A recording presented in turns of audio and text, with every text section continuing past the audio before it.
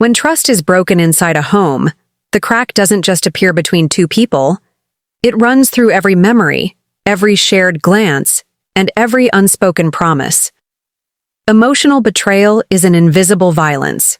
You can't point to a bruise or take a picture of it, but you feel it in the silence, in the way someone stops meeting your eyes, in the way the air shifts when they enter the room. When I realized what he had done, not just to me, but to the world I had worked so hard to build for our daughter, I couldn't breathe. My mind didn't race, it froze. I stood in the kitchen, her little socks still damp from the morning laundry, in my hand, and suddenly everything felt like a lie. He had once held our child with such tenderness. I remember the way he'd rock her to sleep, whispering lullabies I didn't even know he knew. I used to look at them and believe we were safe, that we had a foundation built from love, not just obligation. But in one moment, one secret, one choice he made, that foundation crumbled. And what made it worse was that it didn't just shake my world, it threatened to break hers. My daughter was too young to understand, but I wasn't. I saw the implications. I saw what I'd have to explain without ever saying too much. I saw the way I would need to rebuild our lives while shielding her from the storm her father had unleashed. The pain didn't come all at once. It arrived in waves. It showed up in the smallest moments, brushing her hair at night while trying not to cry, answering her innocent questions about where Daddy was, why he wasn't coming home that night, or why I looked tired all the time. She thought I was just busy. She couldn't see the way I was unraveling, but I made sure she never would. The hardest part wasn't the anger or the sadness. It was the betrayal of something I had believed in completely. I had trusted him to be her protector, her role model. I had trusted him to be my partner in raising a daughter who felt safe, loved, and cherished. And now, every time I looked at her, I felt the weight of that broken trust like a stone in my chest. I had to hold it in, stay strong, stay smiling, because she deserved that. Because she deserved a mother who could carry the burden without letting it crush her. He did what he should never have done, not just to me, but to the family we had built. And the deepest cut wasn't just that he lied. It was that he broke the unspoken promise we made the day our daughter was born. To always put her first, to never let our failures touch her. But they had. They already had. The mornings used to start the same way.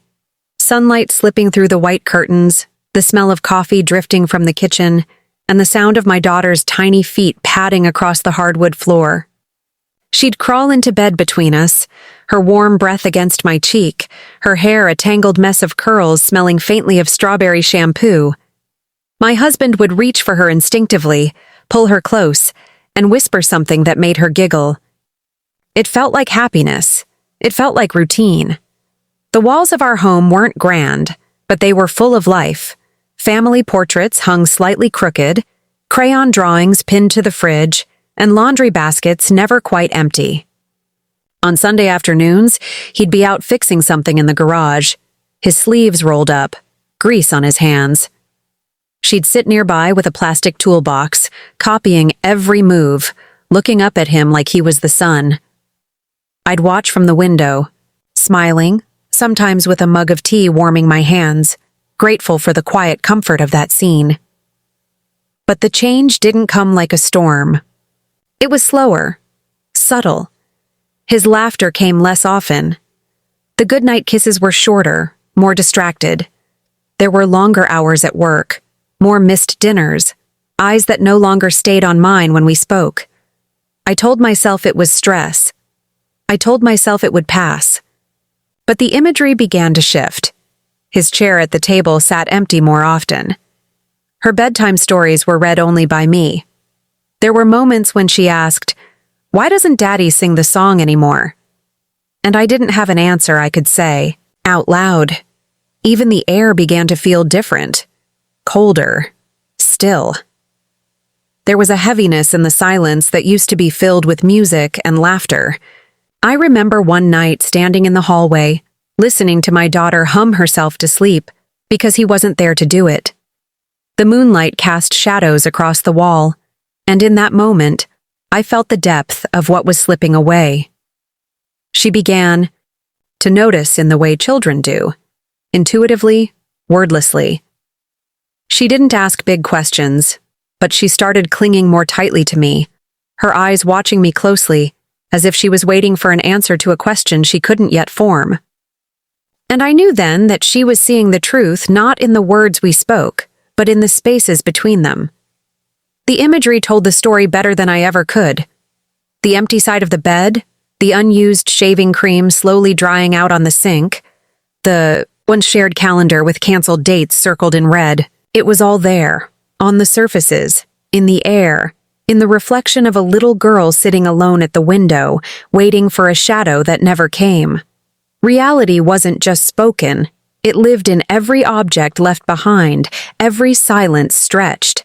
Too long. She was only 5, with wide eyes full of questions and a heart still soft enough to believe that everything in the world was good. She believed her father was a hero, the kind who always came home, the kind who always told the truth. And when that belief started to crack, I felt a kind of panic I can't describe. It wasn't about me anymore. It was about her. I needed to protect her innocence, her trust in people, her fragile view of the world. She couldn't know the truth, not like I did. She shouldn't have to carry the weight of what he had done. I started filtering everything, my words, my expressions, even the way I moved through the house. If I cried, it was only behind the bathroom door. If I broke down, I made sure she was asleep, her favorite stuffed bunny tucked safely under her arm. I smiled more than I ever had before, not because I felt joy, but because she needed that illusion. I told her Daddy was busy, Daddy was working, Daddy was just tired. Little lies, not meant to deceive her, but to shield her. Every answer I gave her was a barrier between her small, delicate world and the truth I was barely holding together. There were moments that tested me, like when she made him a Father's Day card and asked if we could put it under his pillow as a surprise. Or when she cried quietly after he missed her school performance and said, "Maybe he forgot." Each time, I bit my tongue so hard it left a bitter taste of guilt. I wanted to scream, to explain, to pour out every reason why he didn't deserve her unwavering love. But that would have made it about me. And this wasn't about me. It was about her. I became her shield. I took the impact of everything so it wouldn't touch her. When she asked why I was always tired, I said I was just busy with work. When she asked why Daddy didn't hug her as long as he used to, I said he was thinking about something important. I wrapped every answer in soft fabric and gave it to her gently, because the world was going to be hard enough one day. I refused to let her first heartbreak come from her own father. Every night, I read her stories about good people, brave mothers, kind fathers, and children who grew up safe and strong.